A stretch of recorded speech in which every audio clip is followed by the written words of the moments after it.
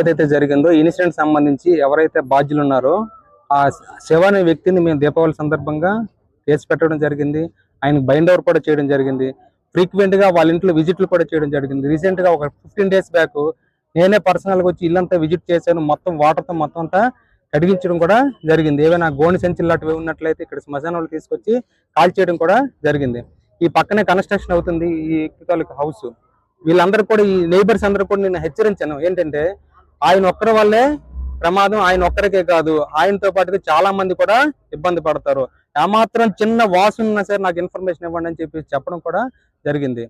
అయితే ఏంటంటే ఆ తర్వాత మనం ఎప్పుడైతే ఇల్లు ఫ్రీక్వెంట్ గా చేస్తున్నామో తర్వాత వేరే రూమ్ ఒకటి అద్దెకి తీసుకుని అందులో క్రాకర్స్ ని పెట్టడం జరిగింది. ఈరోజు అదే ఇన్సిడెంట్ కి కారణమైంది.